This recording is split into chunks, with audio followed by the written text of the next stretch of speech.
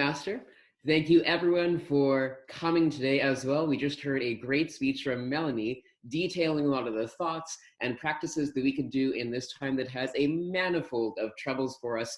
And I am here today to let you know that I'm going to show the practice of what you can do with some of those ideas. Specifically, as a teacher, the first thing I did when I got this particular new tool is I started playing around with it. For example, I noticed that in screen share, I had this magical thing called a whiteboard. Say hello.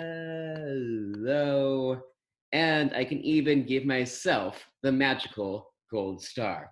But that is not all that I can do, for you see, I can also screen share my other tabs and give this as an example, a nice physical example of what I am doing. So as you all saw, I like to start my day off with some exercises, which this is my blog. I have come back to it, and I had a blog post on that last Friday. And I forgot to upload the video of myself doing that last Friday, so I will add that to my list of things to do. But I always start out with a little bit of exercise, for as people like to say, a healthy body is a healthy mind, and a healthy mind is a healthy body. Those things go hand in hand. So on alternating days, I start out with either a nice walk or a run, then I come home and my roommate Jenny leads me through some stretches because in college she did a lot of dancing and therefore her knowledge of stretching is well above mine. And then I go through my research that I did online about how to exercise and I try to implement it.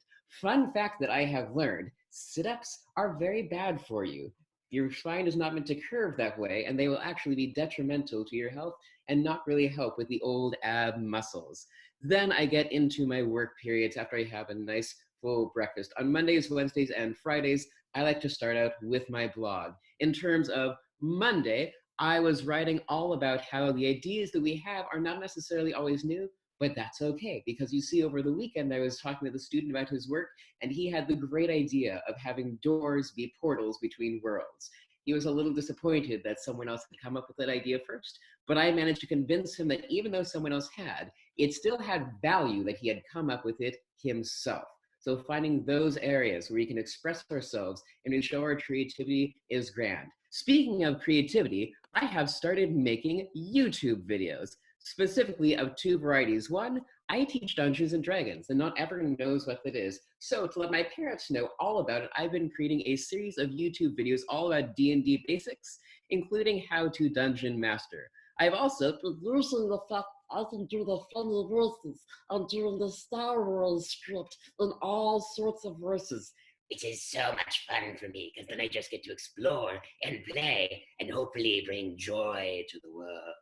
But that is not all, for you see, I have also set myself a goal. Specifically, I am writing a book. Currently, the book is all of, let's go with 45 chapters plus the 2 I haven't put in yet. So 42 chapters for book 1. It is a story that I told my children on an overnight a couple of years ago about anthropomorphic orcas who transform from pirates into gummy bears, because that is what my children told me they wanted, and they are insane, but I love them, so I give them what they want. Remember, everyone, always keep your audience in mind.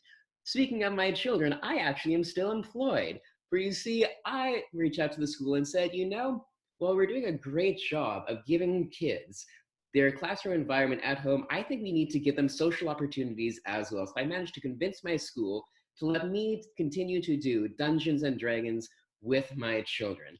But I thought to myself, why stop there? So I went on and I created my own version of a currency. We started this a little bit beforehand. These are the Shuck Bucks. Not Shock Bucks, but Shuck Bucks. They're a gambling currency, they're a purchasing currency. What we do is we have a running total with the total right here, and each week they gain a certain amount, and they always start with 10 each week.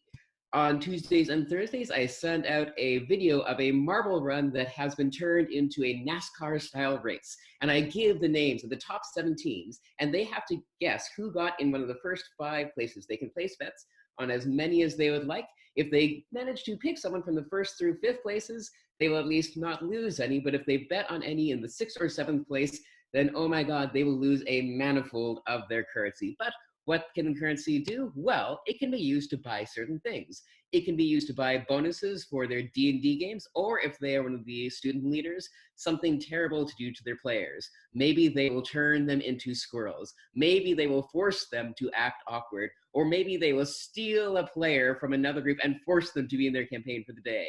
Or maybe they will focus on my videos and they will tell me exactly what script I should read next, or what voice I should read next, or what funny video we'll start the class with, or even better, choose something school appropriate yet still silly and embarrassing for me to do on camera.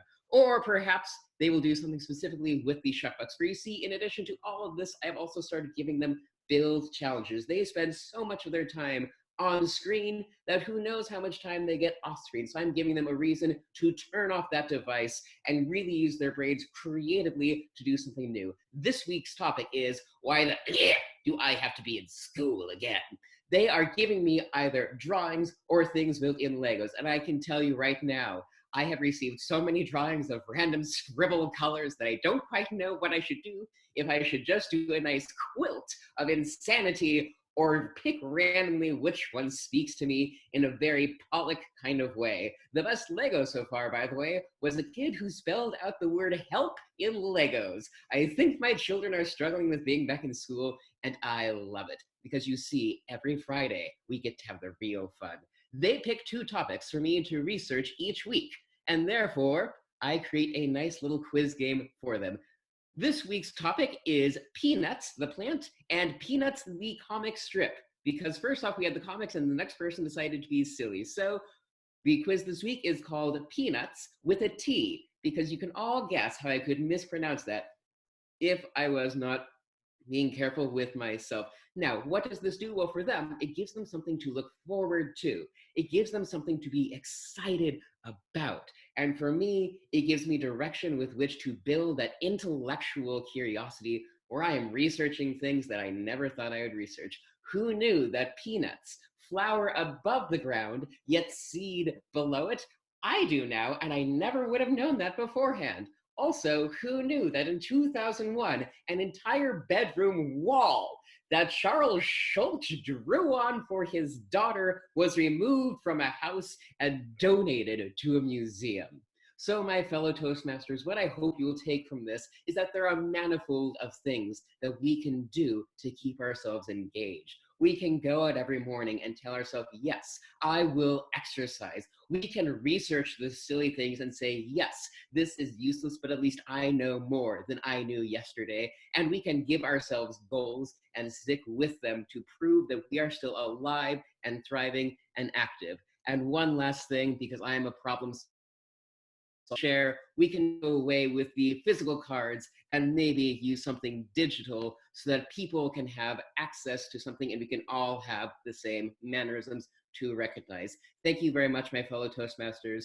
Father dearest, it is back to you.